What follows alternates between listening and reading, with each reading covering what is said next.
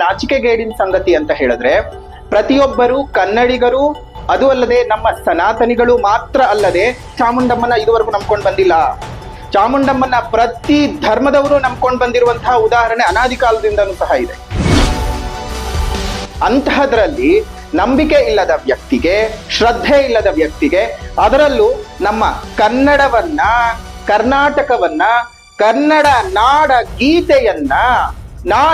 ಗೀತೆಯ ವಿರೋಧಿಯಿಂದ ನಾಡ ಹಬ್ಬದ ಉದ್ಘಾಟನೆಯನ್ನ ಮಾಡಿಸೋದಕ್ಕೆ ನಮ್ಮ ಘನ ಸರ್ಕಾರ ಹೊರಟಿದೆ. ಯಾವ ಕಡೆಯಿಂದ ಸಂಬಂಧ? ಅರಿಶಿನ ಕುಂಕುಮವನ್ನ ಬಾವುಟಕ್ಕೆ ಹಾಕ್ಬಿಟ್ಟು ಕರ್ನಾಟಕದ ಬಾವುಟದ ಬಗ್ಗೆ ಮಾತಾಡ್ತಾ ಇದ್ದೀರಿ, ಕರ್ನಾಟಕದ ಅಸ್ಮಿತೆಯ ಬಗ್ಗೆ ಮಾತಾಡ್ತಾ ಇದ್ದೀರಿ ನಮ್ಮ ಬಾನು ಮುಷ್ತಾಕಮ್ಮ. ಆದ್ರೆ ಅದೇ ಅರಿಶಿನ ಕುಂಕುಮ ಅದೆಷ್ಟೋ ಹೆಣ್ಣು ಮಕ್ಕಳ ಸೌಭಾಗ್ಯದ ಸಂಕೇತ ಅಂತ ಇವತ್ತಿಗೂ ಆ ಹೆಣ್ಣು ಮಕ್ಕಳು ಬದುಕ್ತಾ ಇದ್ದಾರೆ. ಹಾಗಾದ್ರೆ ನೀವು ಆ ಹೆಣ್ಣು ಮಕ್ಕಳಿಗೆ ಏನಂತ ಹೇಳುತ್ತಾ ಹೊರಟಿದ್ದೀರಾ? ಕನ್ನಡ ತಾಯಿಯನ್ನ ಭುವನೇಶ್ವರಿಯನ್ನಾಗಿ ಮಾಡಿದ್ರಿ ಅಂತ. ನಮ್ಮ ನಾಡಗೀತೆ ಏನ್ ಹೇಳುತ್ತೆ? ಜಯ ಭಾರತ ಜನನಿಯ ತನುಜಾತೆ, ಜಯ ಹೇ ಕರ್ನಾಟಕ ಮಾತೆ. ಮರ್ತೋಗಿದ್ದೀರಾ ನಾಡಗೀತೆಯನ್ನ? ಭುವನೇಶ್ವರಿ ಅನ್ನೋದನ್ನ ನಾವು ಅಪ್ಪಿದ್ದೇವೆ, ಅವಳ ಮಡಿಲಿನಲ್ಲಿ ಬದುಕ್ತಿದ್ದೇವೆ. ಅಂತಹ ತಾಯಿಯನ್ನ ನೀವು ಎಷ್ಟು ಸಾರಾ ಸಗಟಾಗಿ ತಳ್ಳಿ ಹಾಕಿ ಸೈಡ್ ನಲ್ಲಿ ಇಡ್ತಾ ಇದ್ದೀರಮ್ಮ. ದೀಪಾ ಬಸ್ತಿ ಎಲ್ಲಿ ಹೋದ್ರು?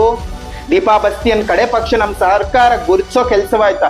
ಅದು ಅಲ್ಲದೆ ಇಂಟರ್ನ್ಯಾಷನಲ್ ಬುಕರ್ ಪ್ರಶಸ್ತಿ ಇರೋದೇ ಟ್ರಾನ್ಸ್ಲೇಟರ್ ಅವಾರ್ಡ್. ಅದು ಕನ್ನಡ ಮಾತೆಯನ್ನೇ ಒಪ್ಪದೇ ಇರತಕ್ಕಂಥವ್ರು ನಾಡ ಮಾತೆಯನ್ನ ಒಪ್ಕೊಂಡು ಹೇಗೆ ಆಕೆ ಪುಷ್ಪಾರ್ಚನೆ ಮಾಡ್ತೀರಿ?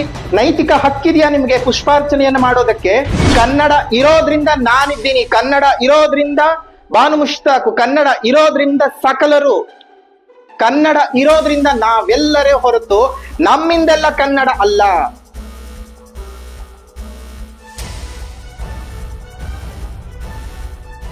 ಪ್ರೀತಿಯ ವೀಕ್ಷಕರಿಗೆ ಶಂಕರಾನಂದ ಟಿವಿಗೆ ಸ್ವಾಗತ, ಸುಸ್ವಾಗತ.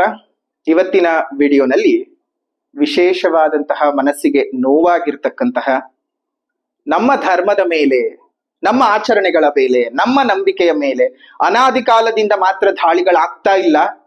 ಈಗಿನ ಕಾಲದಲ್ಲೂ ಪ್ರಜಾಪ್ರಭುತ್ವದ ಸಂದರ್ಭದಲ್ಲೂ ಯಾವ ರೀತಿಯಾಗಿ ದಾಳಿಗಳಾಗ್ತಾ ಇದ್ದಾವೆ, ನಾವೆಲ್ಲರೂ ಯಾವ ರೀತಿಯಾಗಿ ಎಚ್ಚೆತ್ಕೋಬೇಕು ಅನ್ನೋದನ್ನ ತಿಳ್ಕೊಳ್ಳೋಣ. ಕರುನಾಡಿನಲ್ಲಿ ಏನಾಗ್ತಾ ಇದೆ, ಕರ್ನಾಟಕಕ್ಕೆ ಏನಾಗ್ತಾ ಇದೆ, ಮತ್ತು ನಮ್ಮ ಬಹುಸಂಖ್ಯಾತರ ಭಾವನೆಗಳಿಗೆ ಏನಾಗ್ತಾ ಇದೆ.